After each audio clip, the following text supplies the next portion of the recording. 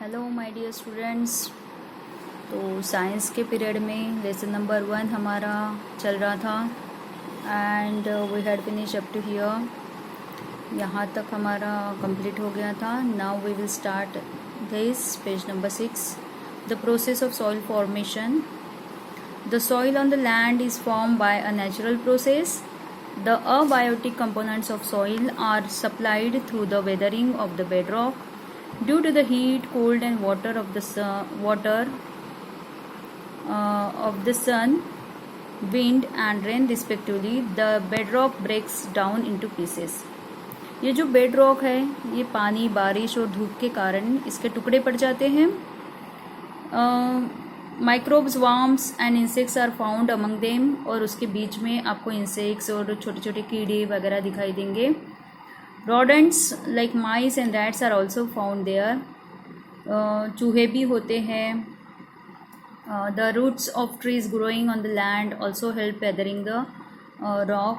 और कुछ पेड़ के रूट्स वगैरह भी अंदर घुसे हुए दिखते हैं. यहाँ पे देखिए आपको दिख रहा है. The process of soil formation is slow and continuous. ये जो प्रोसेस होती है सॉइल फॉर्मेशन की, सॉइल जो बनती है उसकी, ये बहुत ही कंटिन्यूस और बहुत स्लो प्रोसेस है. It takes about 1000 years for a 2.5 centimetre thick layer of manure soil to form. तो 2.5 सेंटीमीटर यानी कम, इतनी ही लेयर बनने के लिए इसके लिए 1000 साल लगते हैं. Okay. Soil can get destroyed in a short period due to floods, storms and human activities such as mining.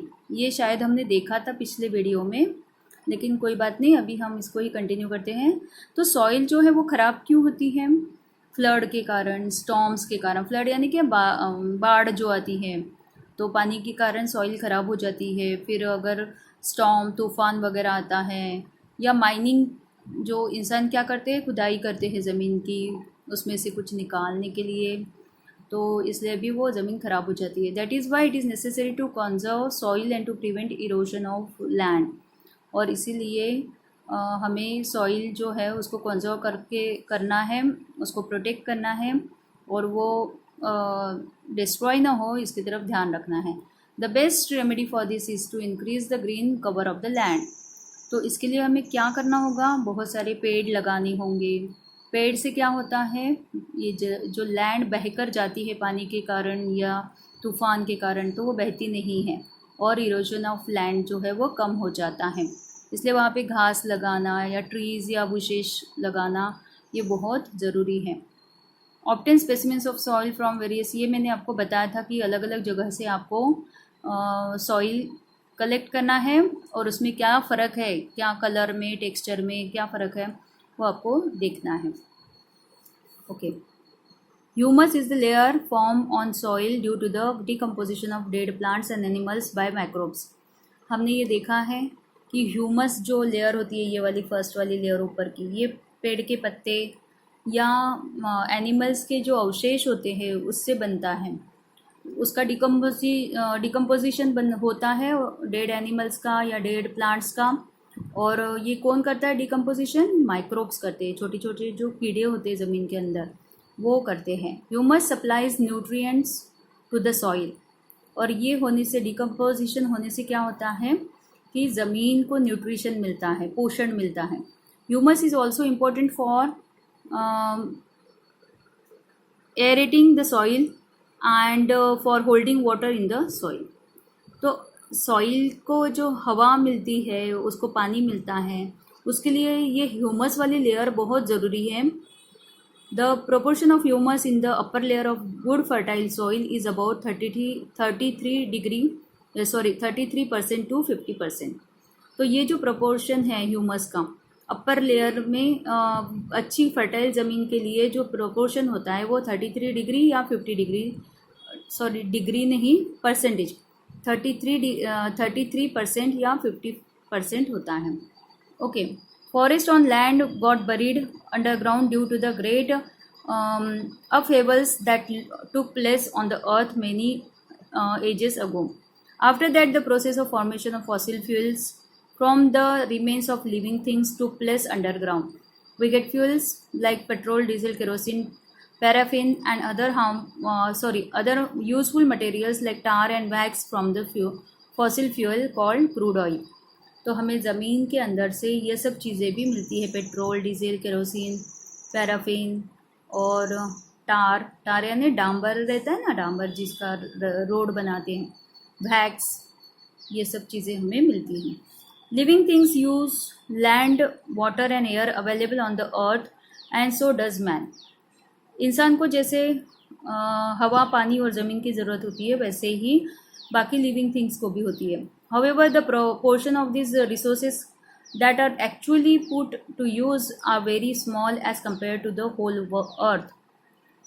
पूरी पृथ्वी के कंपैरिजन में ये जो लैंड है और फ्रेश वाटर है पीने का और ऑक्सीजन जो है, तो इसका जो परसेंटेज है ये बहुत ही कम है. देखिए आप, लैंड जो है 29%, पोर्टेबल वाटर यानी पीने लायक जो पानी होता है वो 0.3% ही है हमारे पास, और ऑक्सीजन भी 21% ही है. इसका मतलब जो ज़रूरी चीज़ें हैं हमारे लिए वो सब कम है हमारे पास, इसलिए हमें उसका उपयोग अच्छे से करना चाहिए, सावधानी से करना चाहिए. Even in the small proportions the resources shown in the above table are sufficient for all living things. Only it is very necessary for man to control his greed. ये सब सफिशिएंट है हमारे लिए, ऐसा नहीं है कि हमें और ज़्यादा ज़रूरत है, ऐसा नहीं है. लेकिन ये जो है हमारे पास उसका उपयोग हमें अच्छी तरह से करना है, सावधानी से करना है. हमें ग्रेडी नहीं होना चाहिए इसके मामले में, तो ही ये हम सबको अच्छी तरह से सफिशिएंट रहेगा, अदरवाइज़ ये हमें कम पड़ेगा. In other words, he must use this resources judiciously with the awareness that they are meant for all other living things and not just for mankind. ये सिर्फ हमारे लिए, इंसान के लिए नहीं है, ये पूरे लिविंग थिंग्स के लिए. तो हमें इसीलिए उसका उपयोग सावधानी से करना चाहिए. Institutes at work. India meteorological department IMD was established in 1875 for studying the weather in the Indian subcontinent. India का जो इंडियन सब कॉन्टिनेंट में जितने भी देश आते हैं उसका वेदर का स्टडी करने के लिए ये जो संस्था है, ये जो डिपार्टमेंट है, उसको इस्टेब्लिश किया गया. The main function of this institute is to observe the weather and to make weather forecast. Indian meteorological department जो है ये क्या करता है और ये कब इस्टेब्लिश हुआ? 1875 में. तो IMD क्या करता है? हमारे एरिया का, हमारे सब कॉन्टिनेंट यानी इंडियन सब कॉन्टिनेंट में जो वेदर है वो किस तरह का वेदर है उसका फोरकास्ट करता है. This institute also conducts research related to changes in weather. जैसे वेदर में चेंजेस आते हैं, कभी तूफान आ सकता है, कभी सुनामी आ सकता है, या ज़्यादा धूप हो सकती है, ज़्यादा बारिश हो सकती है, ठंड ज़्यादा पड़ सकती है. ये सारे जो चेंजेस होते हैं उसका फोरकास्टिंग करना और इसका स्टडी करना, ये काम IMD करता है. ओके, सो अब देखिए, what we have learned. The elements available in nature which fulfil the basic needs of living things are called natural resources.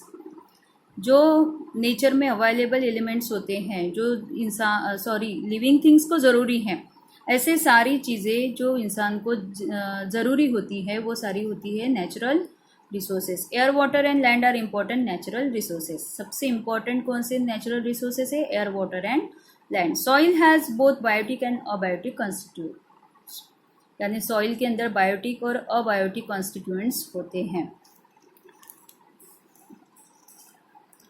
There are many constituents of air such as nitrogen, oxygen, carbon dioxide, inert gases, water vapors and dust particles. हवा में बहुत सारे gases होते हैं, बहुत सारे water vapours भी होते हैं और डस्ट पार्टिकल्स भी होते हैं. इन सब का मिक्सचर होता है. The ozone layer is protective shell of the earth. Ozone layer जो है वो अर्थ को प्रोटेक्ट करती है. Natural resources should be use carefully and sparingly. जो भी नेचुरल रिसोर्सेज हमारे पास है वो हमें सावधानी से और अच्छी तरह से उसका उपयोग करना चाहिए. सो आई एंड दिस वीडियो हियर. यहाँ पे हमारा लेसन भी ख़त्म हो रहा है and this is the last, not the last, इसके बाद मैं क्वेश्चन आंसर्स वाला वीडियो भेजूँगी आपको। तो ये हमारा 6th वीडियो है। इसके बाद 7th वाला जो वीडियो है मैं उसमें आपको ये क्वेश्चन आंसर्स समझा दूँगी, क्या लिखना है, क्या छोड़ना है और किस तरह से लिखना है। Okay, you have to purchase one notebook for science. Okay, notebook में ही आप लिखोगे और बार बार मुझसे पूछो मत कि नोटबुक ख़रीदना है, वर्कबुक ख़रीदना है, क्या ख़रीदना है।